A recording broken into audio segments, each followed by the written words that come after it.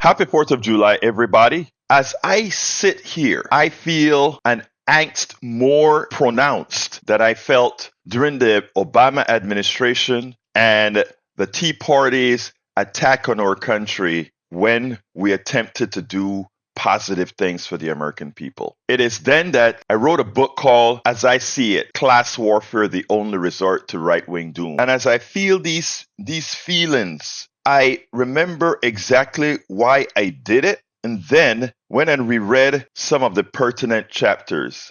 And you know what? I want to read you something here. I want us to remember who we are, who others see us as, and understand why it is something that we've got to fight for, why this is much worse than under the Tea Party days. I'm not a liberal scholar. I'm not a conservative scholar. What I am is a concerned American citizen that, while always politically aware, did not become engaged until the troubling times that broke my last straw with our country under the tutelage of a corrupt administration that decided to invade a country that had nothing to do with the vicious attack we suffered on September 11, 2001. While I wanted to speak out forcefully during the build up to the invasion, I felt impotent. These were times when anyone who criticized the administration was subject to repercussions overtly and, unfortunately, in many instances, covertly. I felt that I was back in Panama during the early days of the government overthrow of Omar Torrijos Herrera, when citizens were scared to say anything critical about the government. Interesting enough, the genesis of what I considered the progressive demise of America began with what many taunt as an era of optimism under President Reagan, as when President Reagan ascended to the throne with rhetoric that, as incoherent as it was, appealed to many, including myself. I had just arrived in Texas to start my education and loved the semblance of a leader that seemed ready to reward those who wanted to get ahead without government or any other obstacle. As I see it, we are at a crossroad. We must decide if we're going to continue our ill fated move, whose outcome is evident in every aspect of our life, from an obscenely disproportionate distribution of wealth to a free trade paradigm that will force a lowering of standards for 95% of Americans as our manufacturing and professional service base continue its migration to foreign slave labor markets. I was born in Panama, Central America. I was always exposed to American history, American government, and American culture, as my father and his father worked most of their lives in an area in Panama called the Canal Zone. This was a strip of land 5 miles wide on either side of the Panama Canal that was governed by the Americans. An interesting fact is that I was born in the same hospital as Senator John McCain, Cocosolo Hospital, of course, with much less pampering. Panamanians worked in certain areas for the Americans were either required or had the option to live in the Canal Zone. Given my father's job as a fireman, we eventually lived there. As such, my first 10 years of schooling was in the Latin American schools in the Canal Zone, where we were educated in both English and Spanish, as opposed to the American schools whose students were taught solely in English, in effect, a transposition of America on foreign soil. While the Latin American schools on the Canal Zone did not have the amenities of the American schools, we had advantages that did not become evident until the schools were integrated during my last 2 years of high school. The Latin American school's basic curriculum required Panamanian geography, civics, and history, American geography, civics, and history, and world geography and history. Moreover, each subject could be taught in either English or Spanish.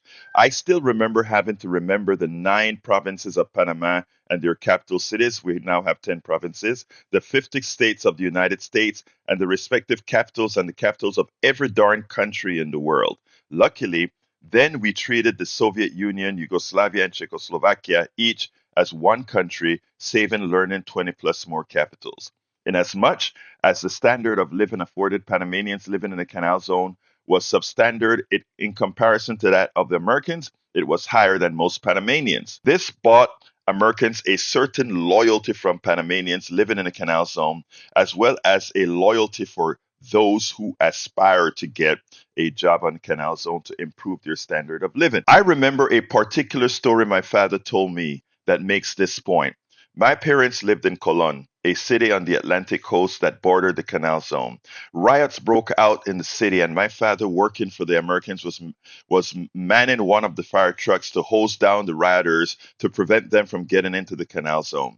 The rioters began threatening the Panamanians working on behalf of the Americans. At that point, many Panamanians working for the fire department convinced the Americans to provide housing, and with that, many benefits afforded the Americans in shopping and other services. From that time, I became cognizant of there being an America. I have only known it to be revered not only by me, but by most people I knew, Panamanian or foreign. This was not a blind reverence. We were all aware of the evils suffered by the Native American slaves, Chinese, and others at the hand of America. We, however, understood that America was atoning, and the reality is no country, ethnicity, or race had a monopoly on the mistreatment of others. America was respected for its power.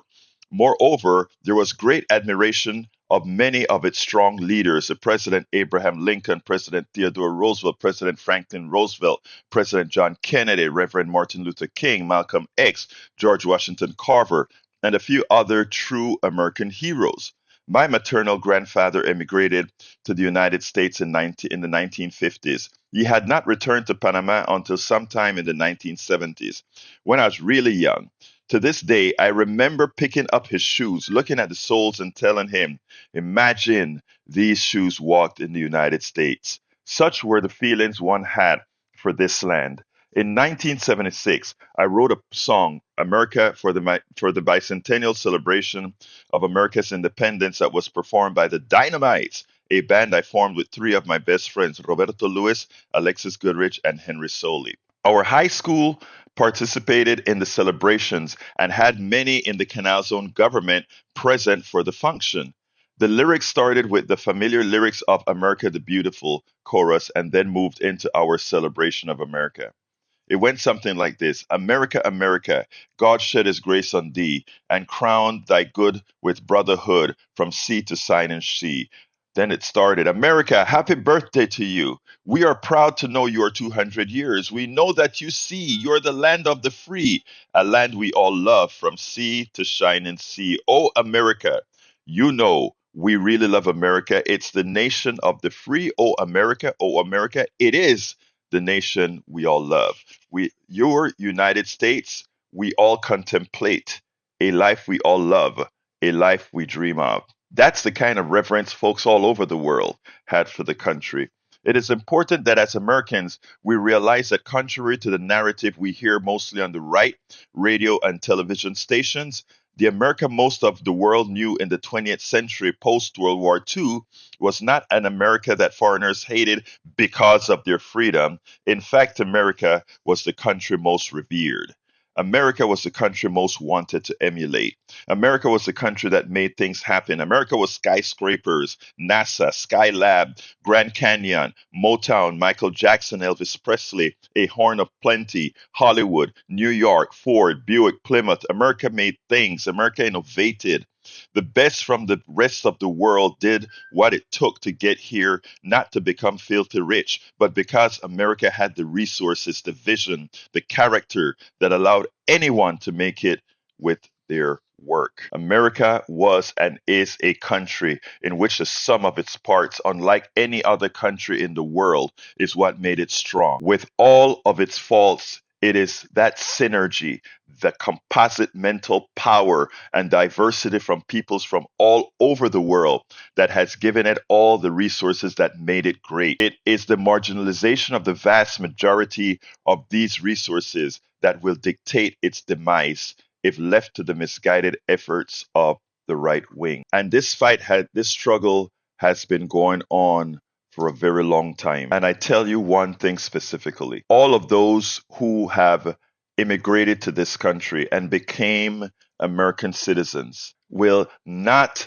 allow those who haven't a clue in what America had transitioned itself to be, to ever get a foothold and take over and make this country all that it was never designed to be. So, folks, it's 4th of July as I talk today. Many folks are concerned. Many folks are scared. Many folks are concerned that MAGA will be taking over our beautiful country. Many are scared that we're going to get King Trump. Well, starting from the immigrants that are over here and the well-positioned natively born Americans after 1776 and beyond. It won't happen. And you know why? Because we have faith. We've gone through the Red Revolution. We've gone through so much over the years and we've overcome. And it's on you, it's on me, it's on all of us to make sure that we continue on the path we've been on. As I see it, class warfare, the only resort to right-wing doom. And that class warfare means the class who loves America, the class who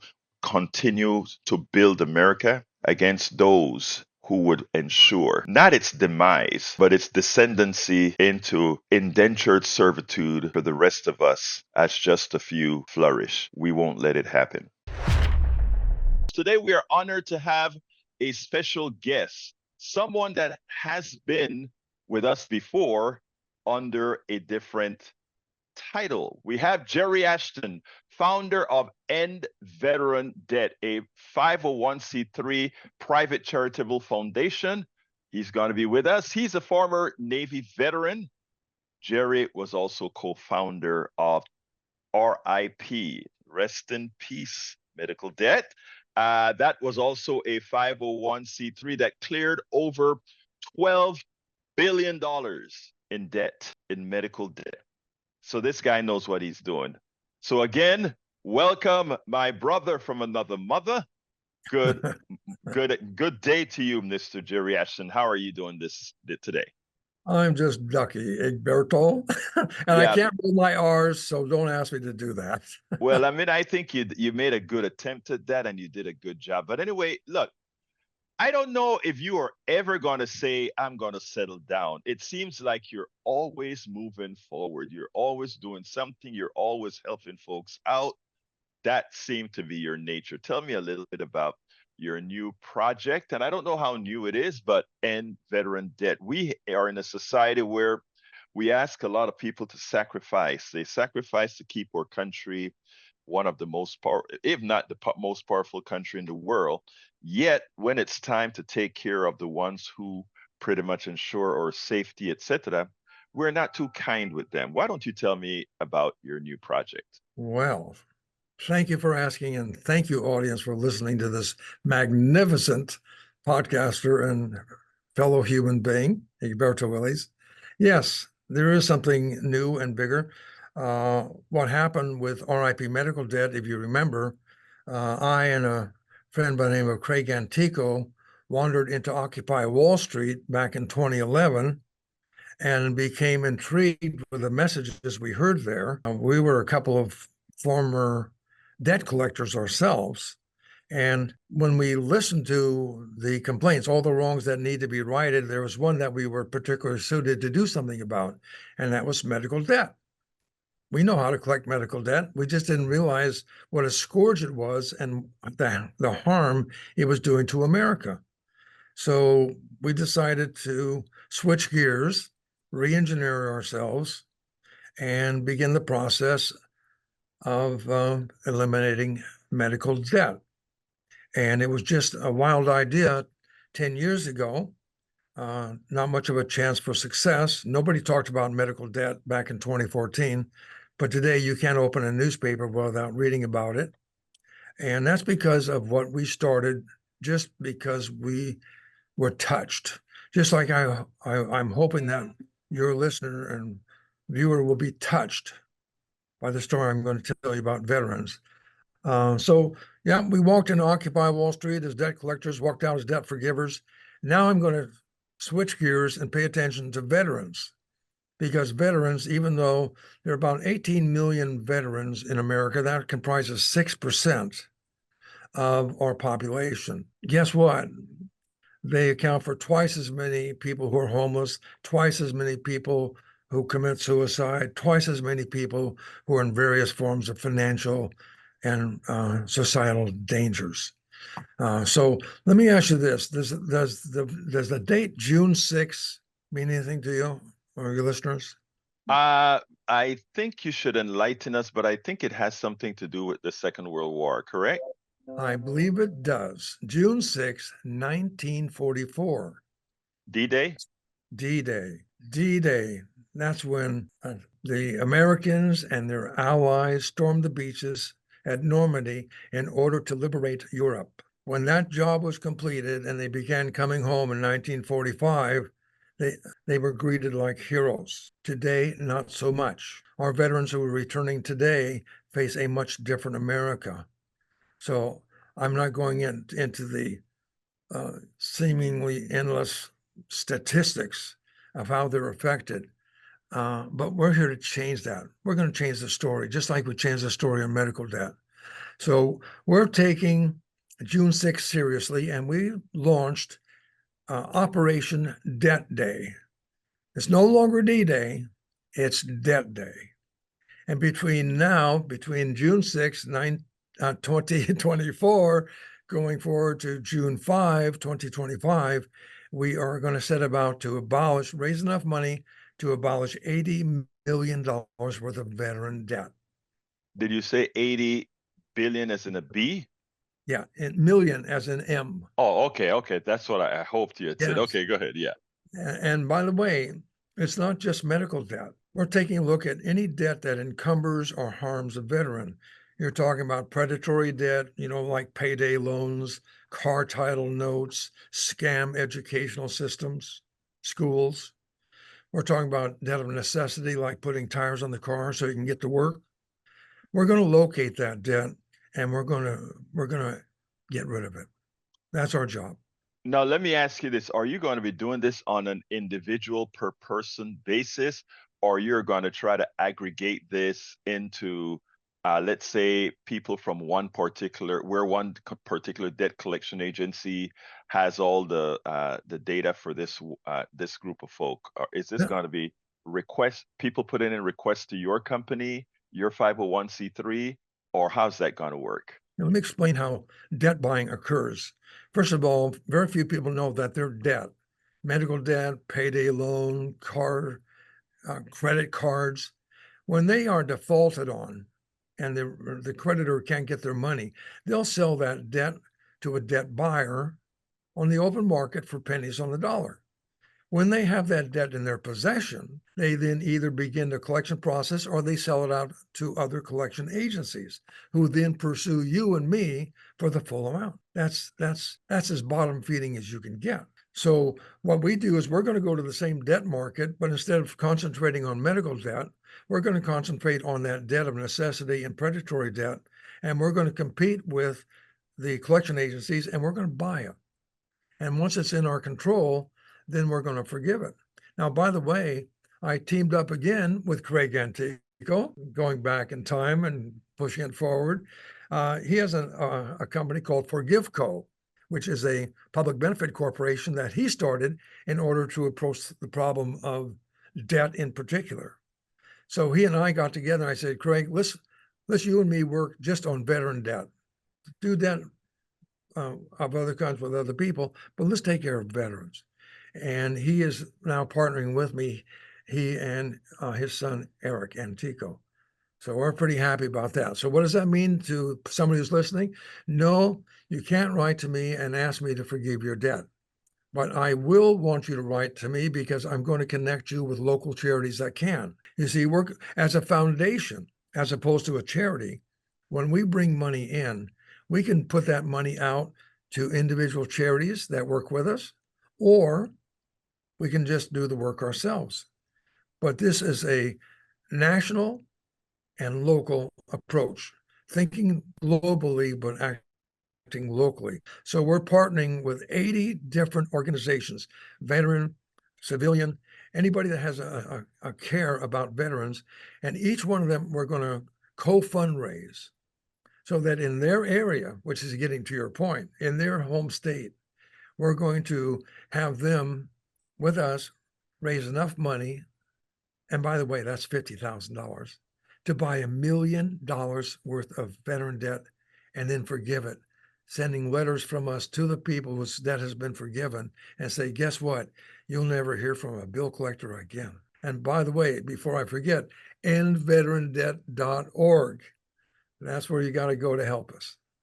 And veteran are plural or singular? Singular, veteran, and debt is DEBT, And endveterandebt.org. I will have that in the blog post accompanying this this podcast. And by the way, this will be aired on KPFT 90.1 FM Houston and likely throughout the entire Pacifica network. Now, here is the question. Now, this is a service that there are two things that I think you need. One is the people that need help and the people who are willing to help your organization buy the debt at pennies on the dollar so that it can actually be forgiven. Because as you get income in, you're buying that debt not to go after somebody, but you're buying that debt to forgive it. And now, are people specifically going to let me, I guess I better ask it this way. You're going to randomly buy debt, and for the people who are forgiven, send them out a letter. Is that correct? That is correct. And so there are two people I'm reaching out to by way of your show. Number one, the veteran who needs that help, because we want to know about it. We want to see what we can do for you locally. And number two, any organization, faith-based community, business, if you want to partner with us so we can co-fundraise to take care of that debt, we'd love to have you to be one of 80 organizations, as each of the 80 organizations will abolish $1 million for the medical debt, symbolically $1 million for each year that has passed since June 6, 1944, where 4,000 Americans and allies lost their lives on just that one day. That is exceptional. And how is it working thus far? Well, you're talking to the Jerry Ashton of 10 years ago. We're just starting this. Right. But I do have a track record, and I have a great team working with me, and already people who are lining up to partner. And I want to point out another interesting thing. I'm using my background as a former Navy journalist to put together a media room so that when we're doing the work that we're doing, we're going to get stories out about how we're helping people in Austin or Dallas or Washington, D.C. or the Northwest.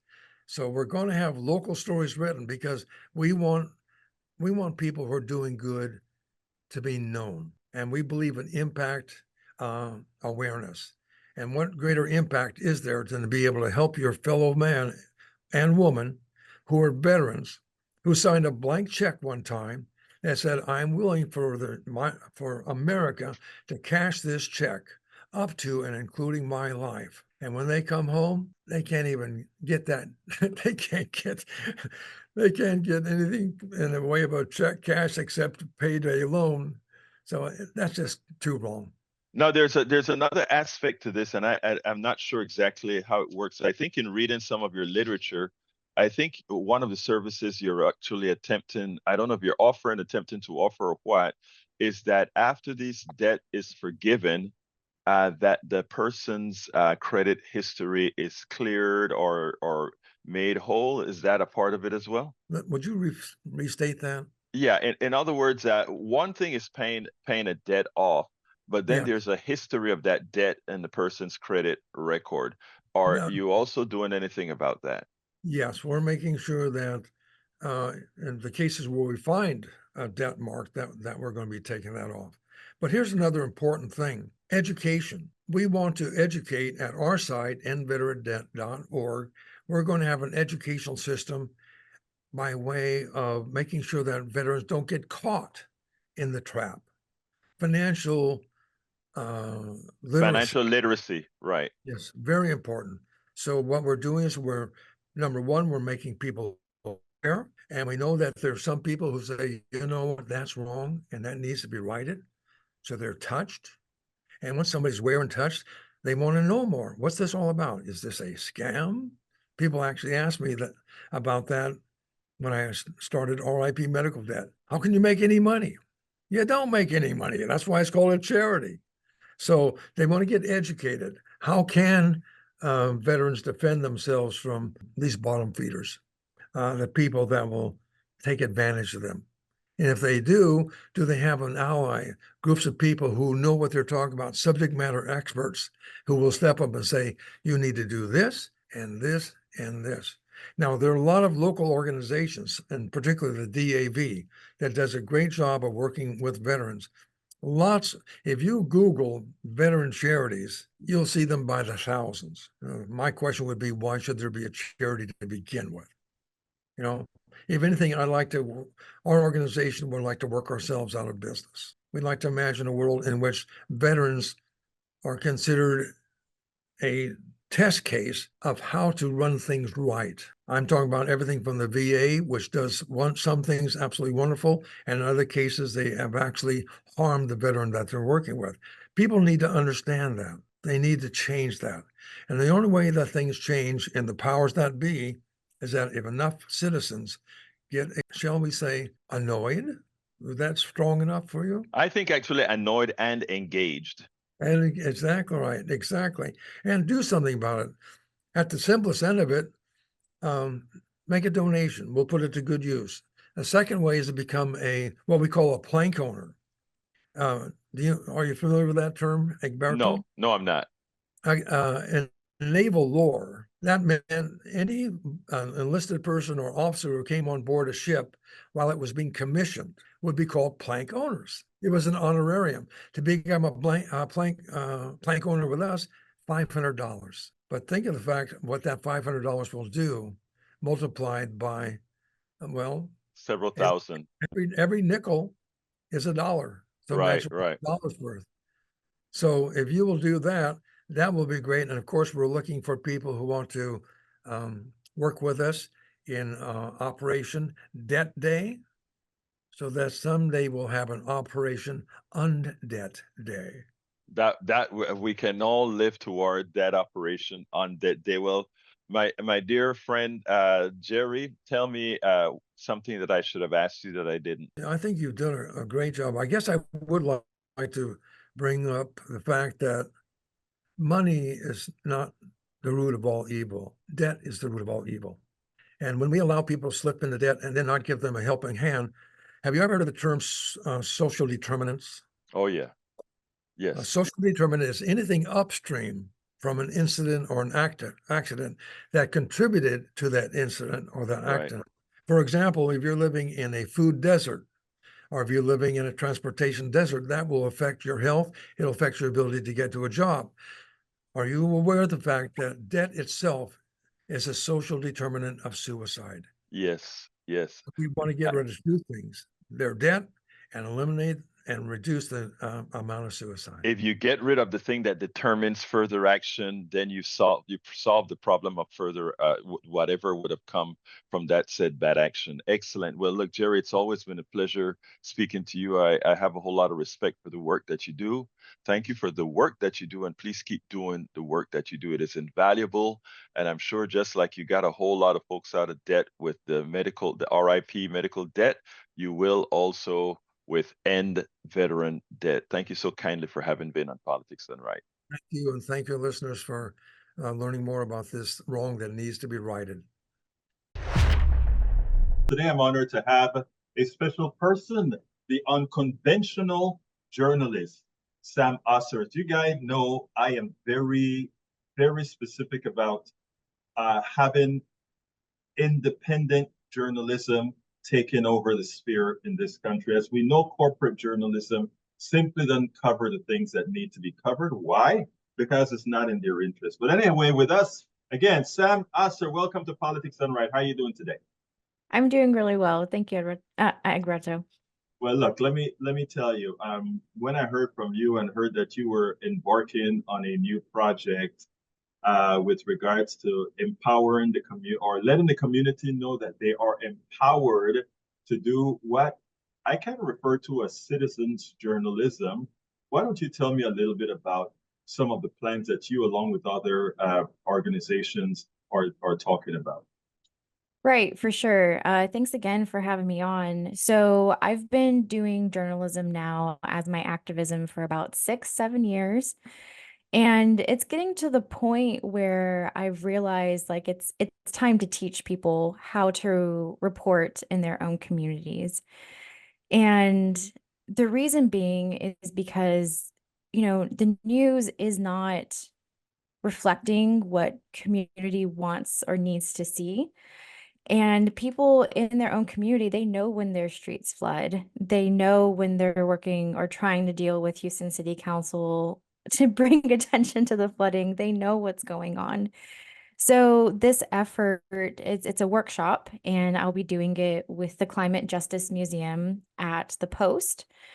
And this workshop is just to help people tell their own stories. Like we have everything we need to tell our own stories. We have so many free tools. Like you and I, we engage in a lot of digital things online, and it's accessible to everybody.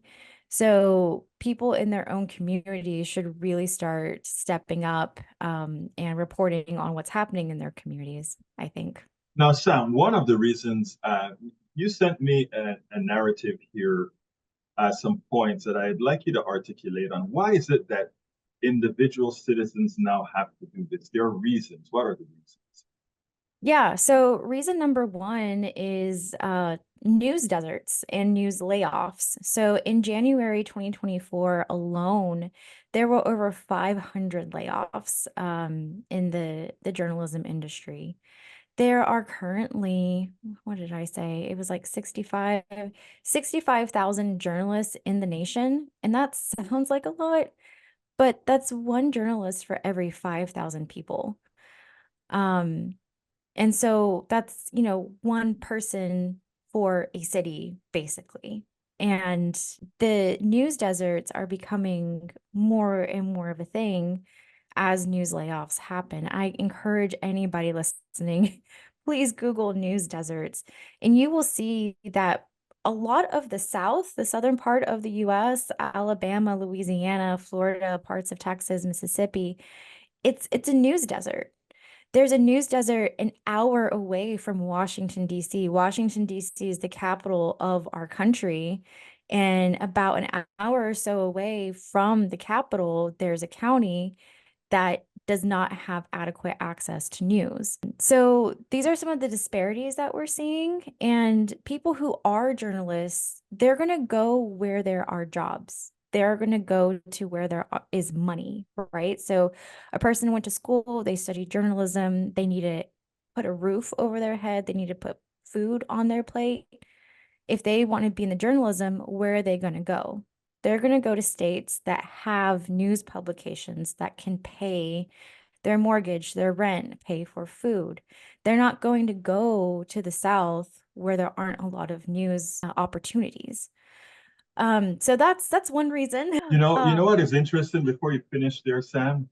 Yeah. Because as you know, I put everything through a politics frame or prism, if you will. And when you said that, all I could think about, you just named Mississippi, Alabama, parts of Texas, right an hour outside of Washington, D.C. And all I could think of is that those are the people nobody listens to or anybody knows about. And Exactly. henceforth, it creates a vacuum where political interests can go into and mislead these people into doing things that vote against their own interests. So as you were telling me about this, uh, these news deserts, I just pulled up the map from your link tree, and folks, everybody should visit linktree.ee/unconventional journalist. That is Sam's link tree. Linktr.ee at, all right, let's back up. It's linktr.ee/unconventional journalist. And put that into your thing if you get a chance. She does a whole lot of good work. And I ran across this article at her link tree, which comes from the Hussman School of Journalism and Media from the University of North Carolina, that shows these news deserts. And when you said that, Sam, a bell just went off. Oh my God, that is why so much of our population is actually so ill-informed. Right. Because again, who fills that vacuum? And you are telling people, or I think what you're saying, and tell me if I'm correct, your workshop will actually help citizens fill that gap that otherwise would go filled with who knows what. Exactly. No, that's exactly it. And what's really interesting about the news desert map, so in the workshop too, I have a news desert map with a food desert Mhm. map and also a gerrymandering map. So the states and the counties and the people that are experiencing lack of food access and active gerrymandering are the same people who don't have quality access to news. Isn't Wow, that crazy? it's what a correlation, right? Yeah, if you overlay these maps on top of each other, you see that like they are actively experiencing the brunt of systemic oppression, and there's nobody there to report on it. There you go. And that's why so many can be fooled into believe some of these oppressions aren't in fact systemic. Exactly.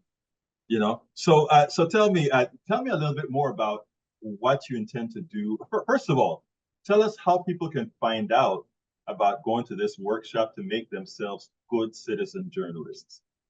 For sure. So I haven't posted on my social media yet, but if you follow me at Sam the Mullet, I will post the little graphic. It'll be at the Post in July. I have 2 workshops coming up for sure. My goal is to make it monthly to try to Mhm. make it as accessible as possible. But for now, it's July 14th from 2 p.m. to 4 p.m. at the Post in Mhm. downtown Houston.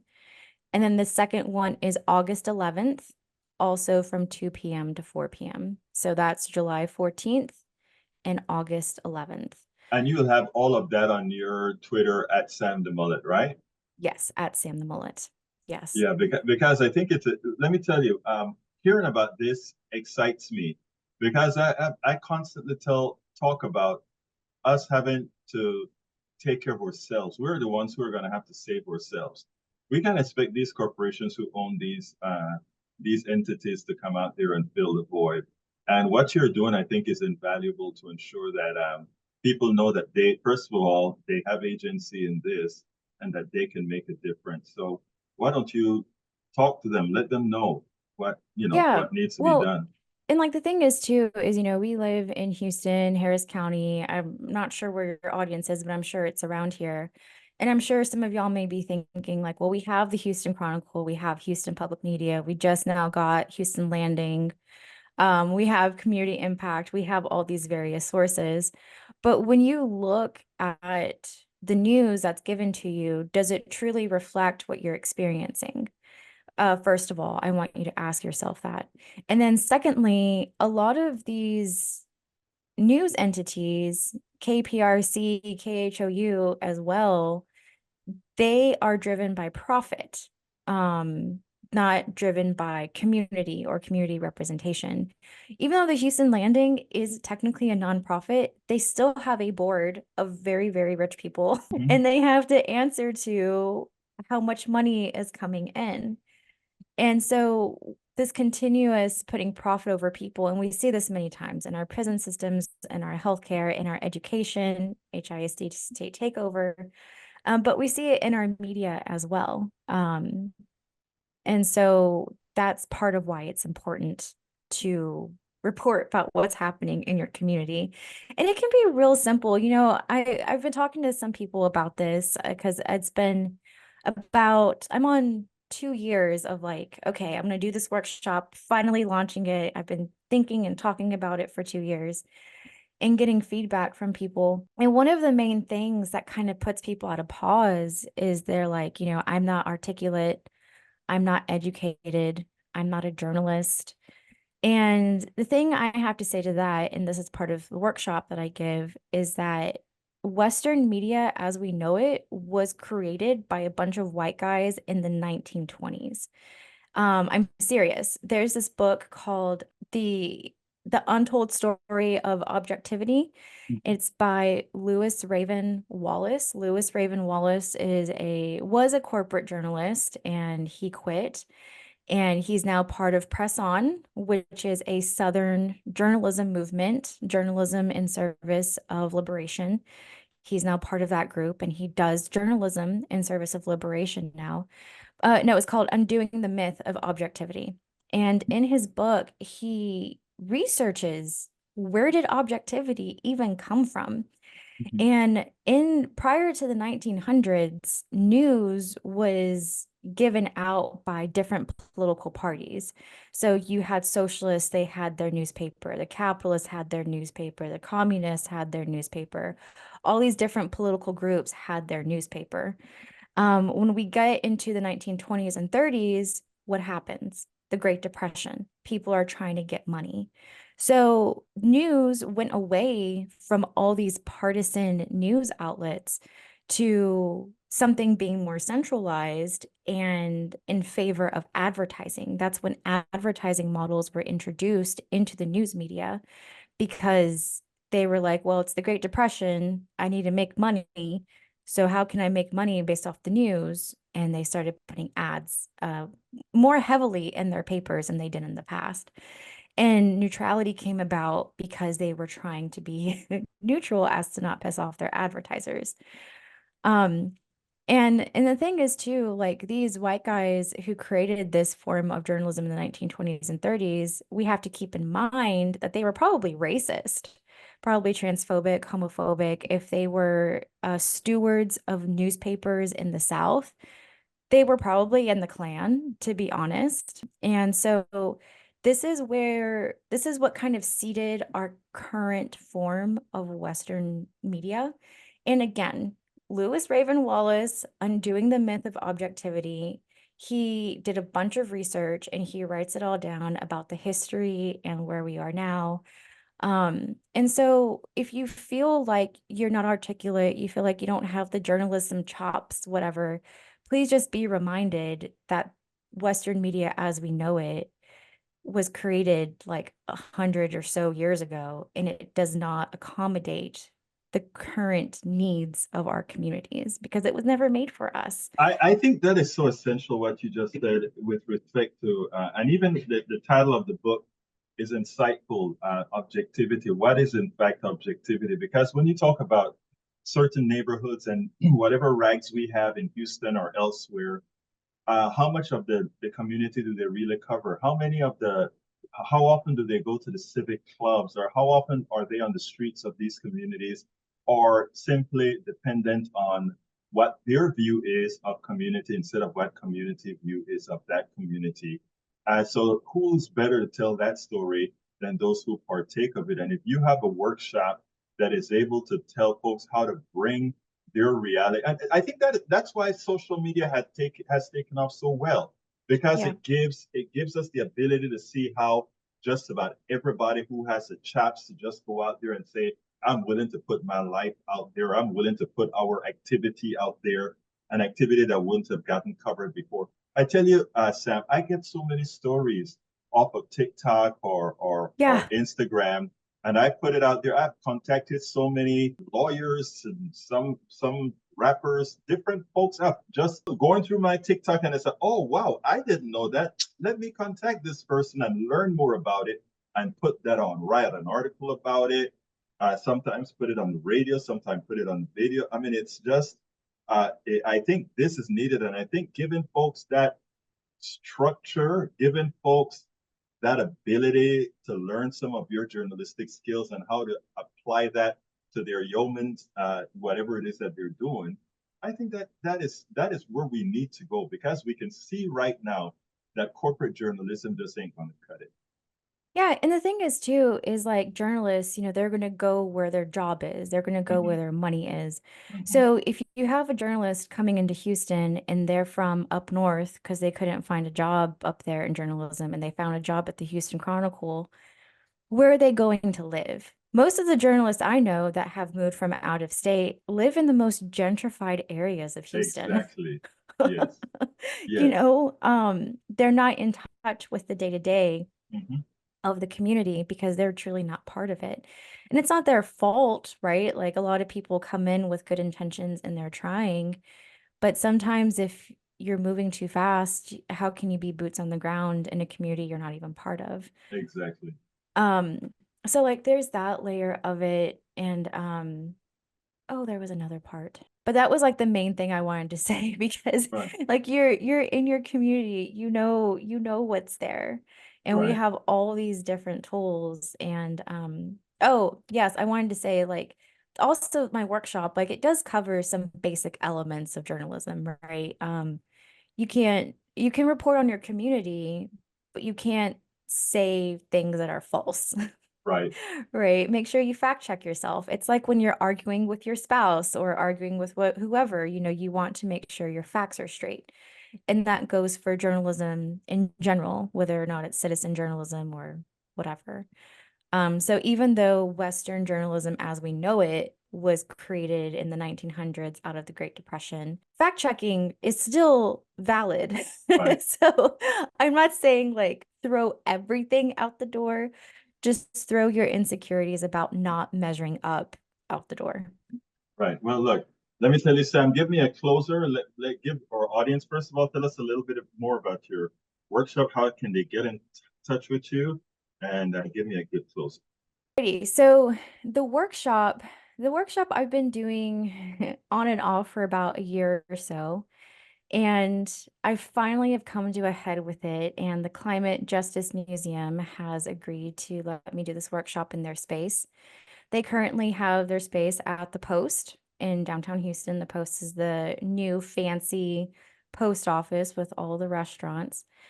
And so, in tandem with the Climate Justice Museum, I'm going to be putting on this workshop in this space. Right now, it's all physical. I'm not having any online ones because I'm really just trying to tap into who's here, who's around me.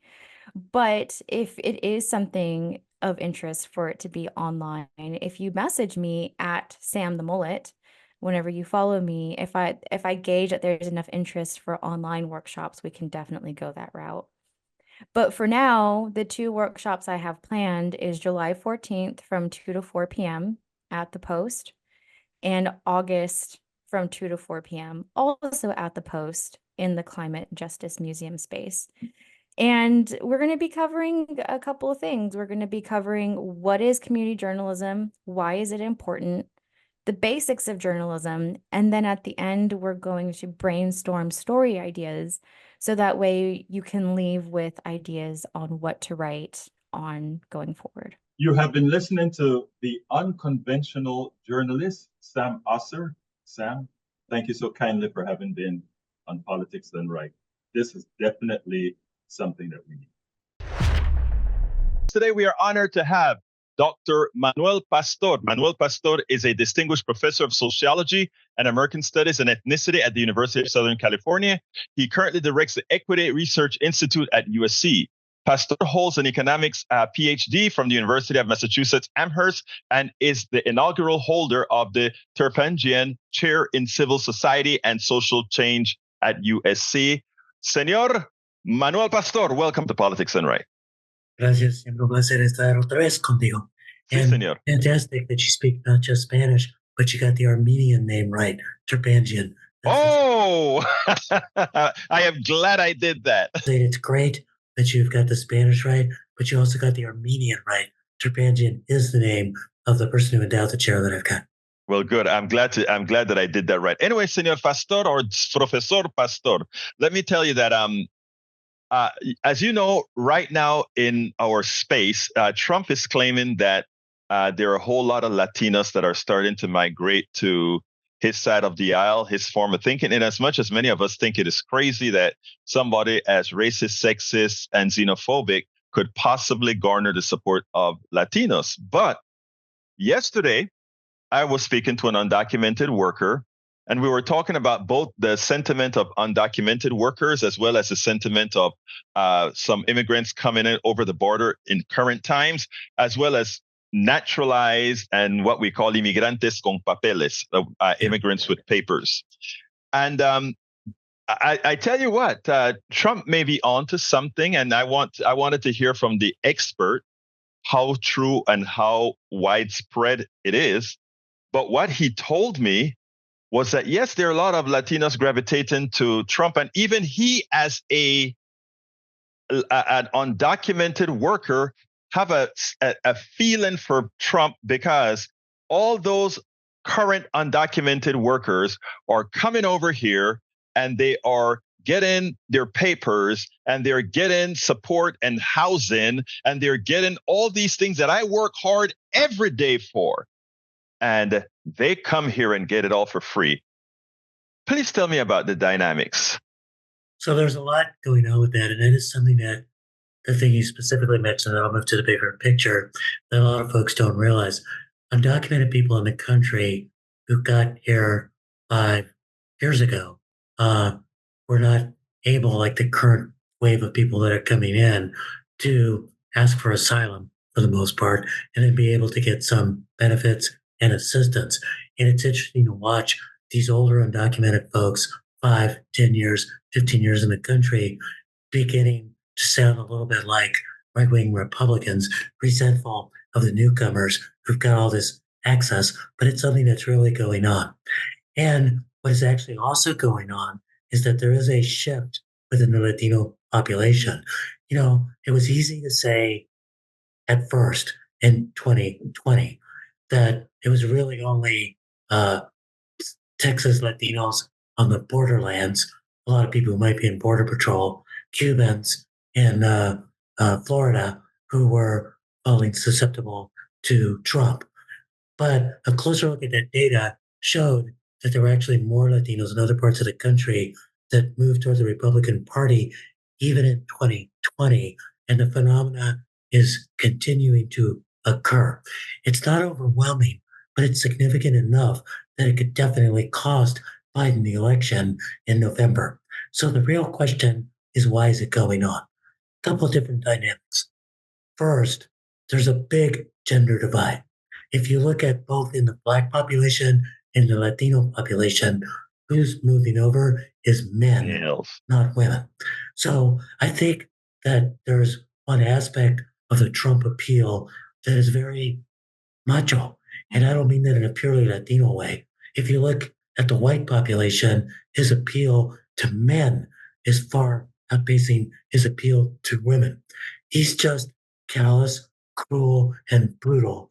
And that has an appeal to someone who's got a macho idea of what does it mean to be a man. And that's what he's counting on. And that is shifting some Latino men and Black men into those columns. I think the other thing is economic conditions. That is, that there's a perception about the economy having been better under Trump. That perception statistically is incorrect. This is the lowest level of unemployment we've had since the 1960s. It's the lowest level of Black and Latino employment, close to when it's ever been recorded. And we're seeing the inflation rate come down. But I think there's a lot of hurt from the era of the pandemic. And there's also just a lot of sticker shock from the higher prices we're facing, even though the inflation rate has come down. I think the last thing is that there's a lot of Latinos who are actually pretty much law and order. And so as progressives in the Democratic Party have moved in a direction which probably many of us support, of reducing the carceral state, of being more forgiving of people who've engaged in petty crime, that there's a lot of working class Latinos who feel like, my car got broken into. Why aren't we arresting the person for doing that? Why is that happening in my community? And Trump is speaking to that in a way that Democrats are not. And it's ironic because I think you've nailed all of those, and it seems to me like the answer, most of the answer is, believe it or not, well, you know that education, meaning exposing them to the truth, but the other is also catering the message in such a manner that you just spoke about a kid breaking into a car, right? One of the things that progressives believe in is, yes, that kid breaking into a car should be penalized somehow, but it shouldn't make sure that their lives going forward it makes them a pariah for the rest of their lives, right? We know that that has something to do with with the increase in crime. So whereas Republicans look at things that we are going to try to solve this problem today by the hook or the crook, but don't expand on that solution. There are other ways. We're not expressing that as I see it to these communities. My question to you is I how would, I would say to that what has happened is that progressives are increasingly speaking to the already woke instead of right, trying to figure out how to awaken and animate and tap into this population. And I think the thing to realize, Latinos are overwhelmingly working class. There's a thin group of people who are elite in the Latino community or professional middle class. Even people who are really poor in the Latino community generally are working, particularly undocumented folks, because they don't have any access to some of the social safety net that's there. So it's a very working class community. And so speaking to the working class about working class issues, housing, our economy, inflation, how to get a job, how to feel safe in your communities, that's something that, yeah. And by the way, how to speak, and we just have for the last few minutes, without using complicated multisyllabic words that you need to have gone to college to understand. That's how we're going to make this kind of an appeal. you know what? It's amazing. I spoke to the undocumented worker that I was telling you about completely in Spanish, and I had some problems with some of the wordiology exactly because my Spanish is I left Panama at 18, so my Spanish is very simple, not the complicated language that one would get in college with the bigger words. I didn't do a lot of newspaper reading on economics in Panama as an 18-year-old.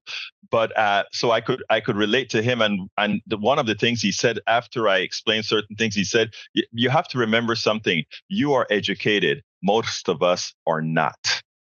And that's what he said to me yesterday, and it kind of put it back, and it even as it reflected what I've said, that we have to go to where the people are, and not where we think they should be. Yes. And he accepted that, but he also said, but also the message, you have to remember that they're not going to try to study what you're studying. They just want to know what's going to help me now. Yeah, and I think the point is that the education goes both ways. He is right to look at you and say you are more formally educated than than him. And he educated you yesterday on what Yes. people are really feeling. And I think when we have that level of respect for these voters, that's more possible for us to bring them on board.